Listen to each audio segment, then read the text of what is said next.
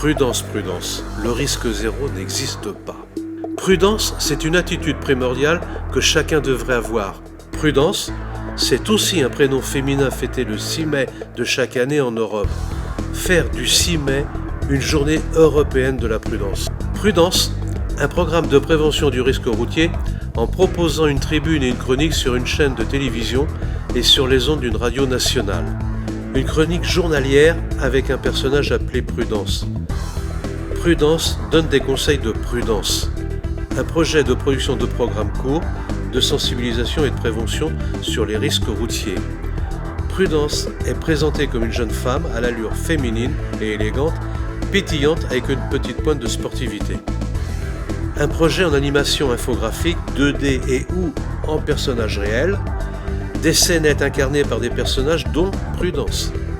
Simple, moderne, coloré, ludique et dynamique sur la forme, informatique et pédagogique sur le fond avec bande-son dynamique et voix off au ton complexe. Pédagogue et chaleureux, direct et franc, sans heurter les sensibilités. Ni donneur de leçons, ni moralisateur, mais bienveillant. Prudence, prudence, le risque zéro n'existe pas. Une tribune hebdomadaire avec des professionnels d'expérience reconnus de la prévention des risques routiers. Quoi que nous fassions, nous devons toujours être attentifs et agir avec précaution, sagesse, circonspection. La prudence est une attitude primordiale que chacun devrait avoir. Le risque zéro n'existe pas, et bien des drames nous ont maintes fois démontré qu'un accident peut être évitable. La prudence, à l'instant même où on ouvre les yeux le matin et avant qu'on les referme le soir pour s'endormir, c'est vital. Il y a des méchantes langues qui disent « L'automobile qui passe est une bête mécanique faite de 2 morceaux et qui se démonte. Le chauffeur et la machine. Chacun de ces morceaux a son caractère, sa volonté et ses manies. Il y a des bons ménages, il n'en est pas de parfaits. La machine, il faut à sa honte l'avouer, a toutes les tendances, à toutes les infidélités. Non seulement elle démarre sous la pression du premier qui est venu, quand elle est de bonne humeur, mais quand l'envie lui en prend, elle met aux abois son cher et propre chauffeur pour une futilité, une poussière, un bout de fil. Le chauffeur, lui, est généralement un excellent garçon qui aime bien sa machine, mais ne s'entend guère au métier d'amant d'une mécanique. Il est plein de bonne volonté et se mettra les mains au feu pour qu'elle ne l'abandonne pas. Mais elle l'abandonnera tout de même parce qu'il ne sait pas deviner ses besoins et parce qu'il lui donne de la burette quand elle demande du tournevis. On voit quelquefois un chauffeur habile faire d'une mauvaise voiture un instrument présentable. On voit bien plus souvent un chauffeur ignorant transformer une excellente automobile en une rosse métallique. Quelle doit donc être l'attitude d'un bon conducteur? Simplement celle d'un homme bien élevé, car nous avons tristesse à constater que l'automobile, abreuvant l'homme d'une des boissons les plus capiteuses qui soient, la vitesse, lui fait parfois oublier l'urbanité que la civilisation lui a apprise. L'automobile a des joies âpres, extrêmement intenses, et que certains cerveaux semblent supporter assez mal. Cette méditation date des années 1910. Dès le début de l'automobile, des accidents ont fréquemment eu lieu et il s'est avéré nécessaire de conseiller les conducteurs sur les moyens de précaution à mettre en œuvre. En 1937, Louis Rousseau crée un code de conseil et de recommandations de bonne conduite. En fait, si on ne maîtrise pas certaines nouvelles façons de circuler, des nouvelles réglementations, un sens interdit, bon, c'est un sens interdit, maintenant c'est le double sens cyclable. Oui, on peut se retrouver face à un cycliste. C'est compliqué quand même tout ça, non? Et ça demande, bien sûr, une certaine habitude. Chaque situation nouvelle demande à ce qu'on s'y habitue. Mais si on l'apprend juste sur le tard, comme la plupart d'entre nous, sans avoir eu une explication avant, c'est toujours plus compliqué. et ça peut freiner nos modes de déplacement, notre envie d'aller dans certains endroits dont on ne maîtrise pas les règles, les nouvelles règles, hein, c'est comme la vie en société, Tout à fait. Les règles ont changé. Eh bien, quand je ne maîtrise pas, forcément, je perds un peu mes moyens, je peux avoir des actions qui sont contre-productives, qui peuvent être génératrices aussi d'accidents, parce que je ne vais pas réagir comme d'habitude, je ne sais pas comment je dois faire, je perds mes repères, et je peux être soit victime d'un accident, soit en causer un. Eh bien, on a une évolution constante des règles. Hein. On sait très bien qu'on n'a pas les mêmes règles, la même signalisation, les mêmes marquages au sol il y a 40 ans qu'aujourd'hui. Voilà, c'est ça. Et en fait, en apprenant de l'école primaire au plus grand âge, jusqu'à l'âge où on arrête de conduire, eh bien, ça permet de continuer d'être au courant des évolutions et surtout de savoir les appréhender. Parce que tout au long de la vie, on continue d'apprendre. On continue d'apprendre et ça, c'est important. Alors, on parle de prudence. Alors, moi, j'ai beaucoup de notes. La signalisation a changé. On parle, alors j'ai noté également, ce sont vos propres termes, Olivier, les juniors et les seniors. C'est quoi les juniors? J'en fais partie ou pas? Eh bien, on a une évolution constante des règles. Hein. On sait très bien qu'on n'a pas les mêmes règles, la même signalisation, les mêmes marquages au sol il y a 40 ans qu'aujourd'hui. Voilà, c'est ça. Et en fait, en apprenant de l'école primaire au plus grand âge, jusqu'à l'âge où on arrête de conduire, eh bien, ça permet de continuer d'être au courant des évolutions et surtout de savoir les appréhender. Parce que tout au long de la vie, on continue d'apprendre. C'est quoi les points forts sur lesquels vous voulez insister dans le cadre de ce synopsis de prudence? Eh bien, en fait, la prudence, c'est d'abord d'être conscient de ses limites. Ça, c'est important. Et ça, conscient de ses limites, c'est aussi conscient des choses qu'on ne connaît pas, qu'on ne maîtrise pas. On a des limites avec nos voitures parce qu'elles sont pas capables de tout faire, donc c'est important de les connaître, de savoir qu'un virage qui est limité à 70, on ne prend pas à 100, parce qu'on va se retrouver en difficulté, que la signalisation évolue, que le marquage au sol, comme je le disais tout à l'heure, évolue aussi très vite, et il y a une inflation en fait dans les nouveaux moyens de mobilité. On a des trottinettes, des cyclistes, et comment on appréhende tous ces changements. Et c'est très important en fait de se tenir au courant et d'être prudent et de savoir que dans certaines grandes villes, dans grandes agglomérations, il y a des nouvelles signalisations qui peuvent nous perturbé. Les émotions engendrées par la conduite sont aussi des facteurs de risque importants. 95% des accidents ont au moins un facteur comportement des conducteurs. Les accidents sont pour la plupart du temps évitables, prévisibles par le savoir, la connaissance, maîtrisables par le savoir-faire, la compétence technique. Savoir gérer ses émotions. Donc la gestion des émotions, je me suis rendu compte très tôt que c'était indispensable au bon fonctionnement de l'individu dans chaque domaine de vie, finalement, au quotidien. Alors, la question que je vous pose, est-ce que c'est beaucoup plus difficile ou dangereux quand on a des émotions au volant que la vitesse?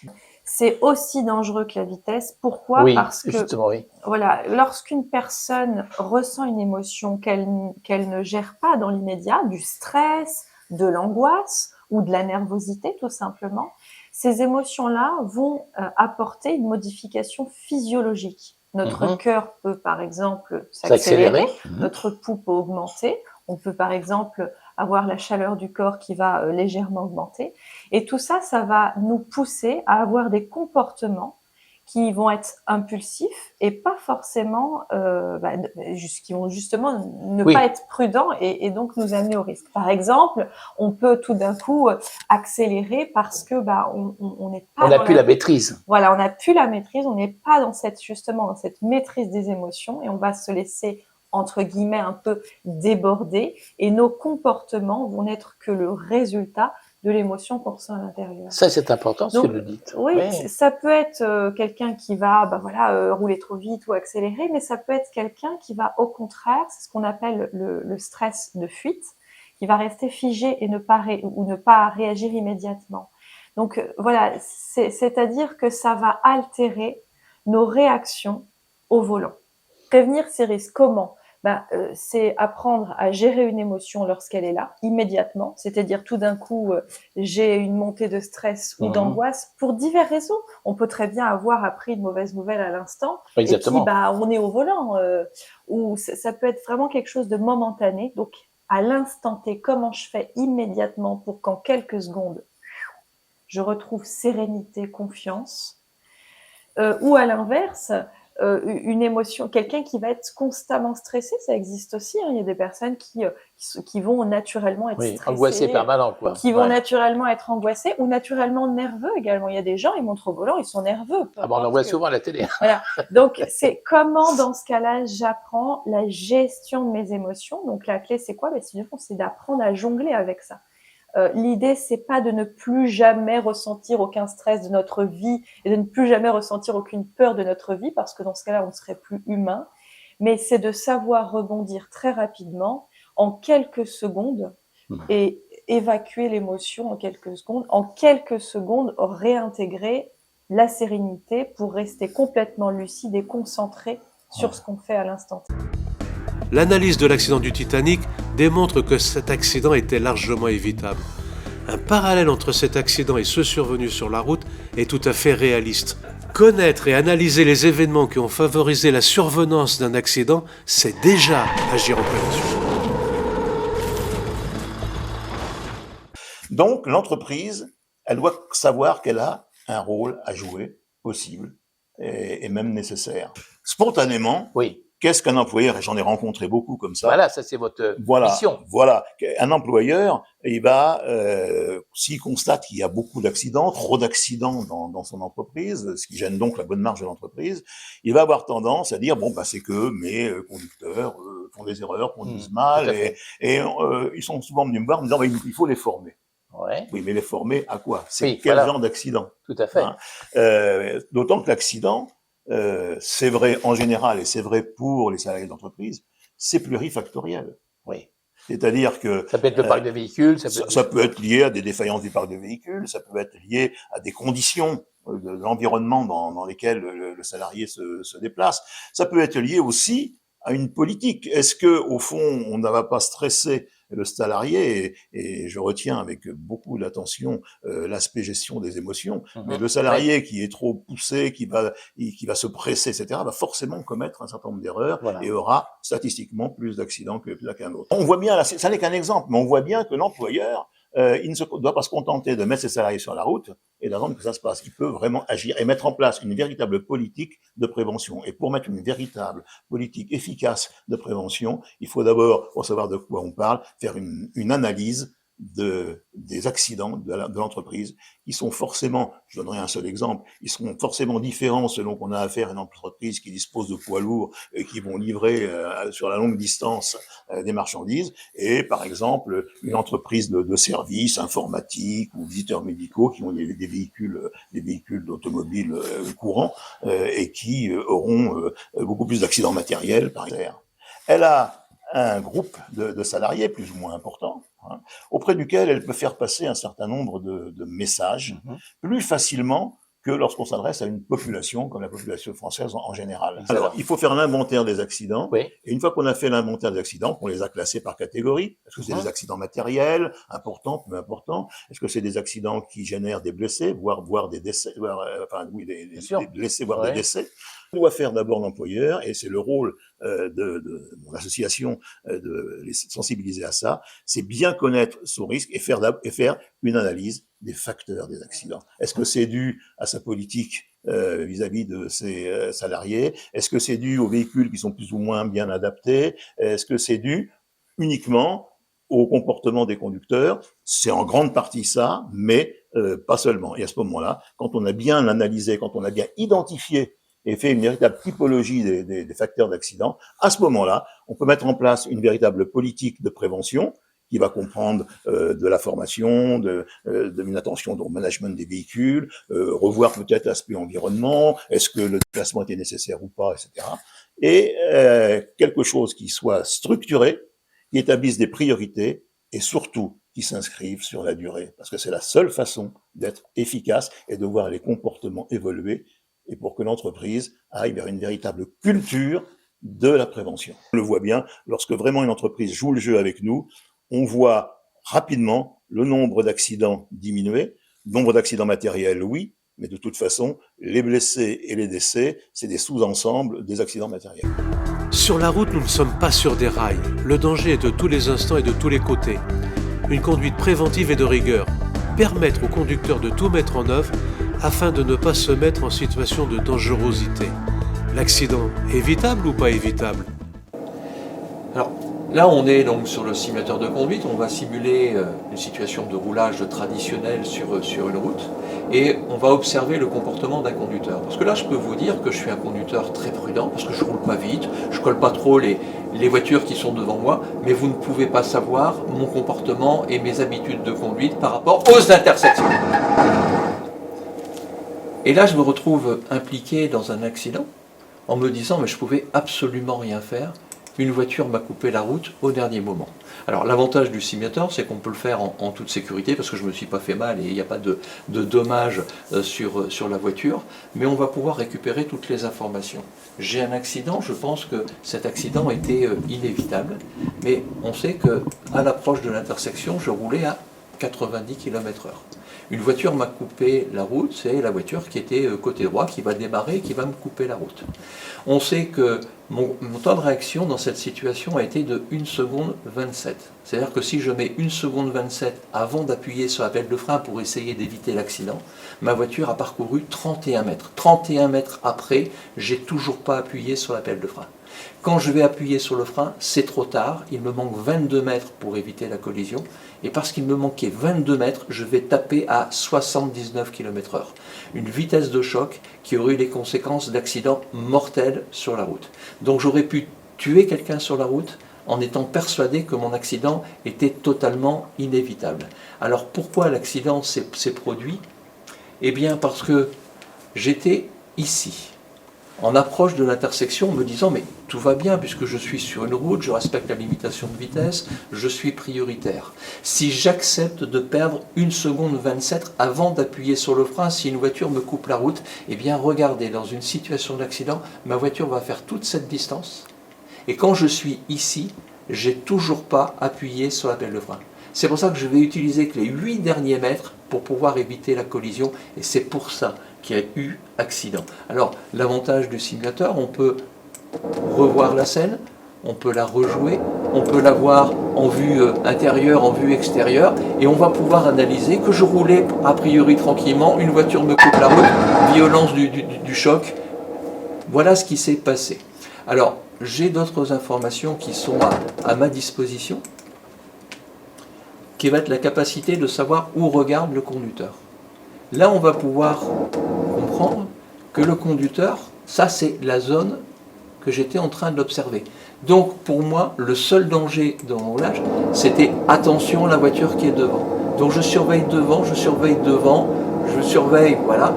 Et là simplement, je viens de prendre l'information qu'on vient de me couper la route. Voilà pourquoi l'accident s'est produit. Alors pour pouvoir l'éviter, quelle démarche on doit pouvoir avoir sur la route. Je reprends la route, c'est magique avec le simulateur puisque je peux repartir sans dommage. Je vais regarder loin, je vais prendre en compte la signalisation, je surveille mes rétros, mes yeux balayent en permanence et j'ai bien identifié que je pouvais arriver sur l'intersection. Une intersection, c'est dangereux. Et quand c'est dangereux, je vais être concentré, je vais être attentif, j'ai le pied face, ça s'appelle le frein. Comment ça, il me coupe la route? Je vais l'éviter, j'ai le temps de surveiller les rétros. On vient de vivre exactement la même situation, sauf que la fin a totalement changé. Dans le premier cas, on est sur un accident mortel.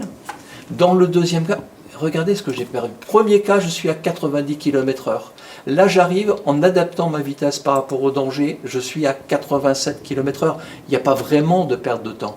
Mais parce que j'ai anticipé la possibilité de voir la voiture me couper la route, que je me suis concentré, j'ai mis le pied face à la pelle de frein en disant ça peut arriver cette situation. Quand le véhicule s'est mis en mouvement, j'ai eu besoin de 39 centièmes pour déclencher le freinage. Ma voiture a parcouru 8 mètres sans que je fasse rien, bien évidemment. Mais j'ai réduit au maximum la perte de temps, mon temps mort, avant d'appuyer sur le frein. À partir d'ici, je suis en déclenchement du freinage et j'ai eu besoin de 30 mètres pour arrêter ma voiture à 86 km/h, ce qui m'a permis d'éviter l'accident. Donc ça permet, la simulation, de reproduire les événements. Qu'est-ce que ça freine bien une voiture? Et l'accident, il est évité. Donc voilà comment on peut au quotidien appliquer et mettre en œuvre des mesures de sécurité qui ne font pas perdre de temps quand tout se passe bien, mais le jour où la situation se dégrade, le fait de pouvoir gagner environ 8 dixièmes de seconde, c'est ce qui va faire la différence entre un accident mortel et un accident évité. Un accident n'est jamais dû au hasard. C'est la mise en cause dans un événement imprévu et à un moment donné de différents facteurs, en ce qui concerne notamment le conducteur, le véhicule, l'environnement, l'organisation des déplacements. Les risques et conséquences juridiques d'un accident sont très souvent catastrophiques, humainement, financièrement, socialement. Je reprends la voiture. Pour aller à l'avion, à l'aéroclub ou l'aérodrome, il y a des routes, il y a la voiture, on regarde la voiture, mais aussi il y a la route. Donc on va reparler à nouveau peut-être de la prudence sur la route. C'est le cas de notre sujet. Tout simplement, il suffit de respecter le code de la route. Voilà. Faire attention justement à la distance de sécurité avec le véhicule qui nous précède, faire attention aux intersections. C'est vrai que j'ai vu des clients qui pouvaient effectivement couler un stop, comme on dit, mais c'est qu'on va peut-être certains fois un peu trop vite. On pense qu'on peut justement passer, mais on n'a pas vu dans son angle mort une voiture, un vélo. Voilà. J'ai noté, je l'ai mis en gras sur mes fiches, nous sommes tous responsables l'un par rapport à l'autre. J'aimerais bien vos explications. Lorsque je reçois des amis chez moi, il y a effectivement ce côté festif, il y a le côté alcool qui est important, le de l'amitié, qui fait partie justement de ce qui se fait normalement autour d'un bon repas. Et puis il y a l'apéritif, et puis le vin au cours du repas. Le tout, c'est faire en sorte que tout ça soit de manière raisonnable. Et si quelqu'un a pu consommer de manière déraisonnable, surtout faire en sorte que cette personne ne parte pas. Faire en sorte que cette personne ne prenne pas le volant et ne soit pas un risque pour lui, bien sûr, mais surtout pour autrui. Un chef d'entreprise qui a une flotte de camions, il envoie son chauffeur, il l'appelle pour dire attention, il y a un changement de programme et le conducteur est distrait, il a un accident. Dans ce cas-là, est-ce que le chef d'entreprise qui l'a appelé pour modifier son trajet est considéré comme responsable ou pas? Alors, il y a une question de preuve tout d'abord. Il faudrait démontrer que le coup de téléphone est simultané à l'accident. Et ça, c'est une difficulté de le prouver. Manifestement, le coup de téléphone a perturbé le chauffeur. Intellectuellement, il est tout à fait possible, si les preuves sont apportées, que le chef d'entreprise puisse être également poursuivi pour justement blessures involontaires.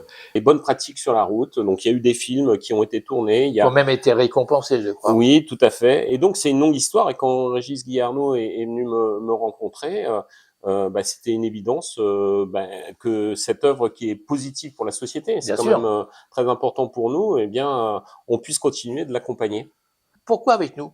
Régis Guillerno m'a contacté pour intervenir. Je me suis dit que c'était très intéressant, effectivement, parce que je me rends compte, moi, dans mon travail, à quel point les émotions poussent nos comportements, nos choix et nos attitudes conscients ou inconscients. Exactement. Et ça, c'est valable au volant, bien évidemment. Ça nous concerne tous. De ce synopsis de Régis Guillerno, Prudence, qui fera l'objet d'un film et peut-être voir en Europe. Alors pourquoi avec nous, monsieur le Président? Alors, je répondrai, il y a deux raisons pour moi. La première, ça fait 30 ans que je travaille avec Régis Guillerno. Et 30 ans. Et oui, nous n'avions pas au début les cheveux aussi gris, mais l'enthousiasme. Alors l'enthousiasme est toujours là, et nous nous sommes toujours bien entendus sur vraiment les fondamentaux que je viens de dévoiler un petit peu ici. Et puis la deuxième raison, c'est que je trouve l'idée de Prudence géniale. Je dirais, ça résume tout, c'est très large, et on peut vraiment y intégrer.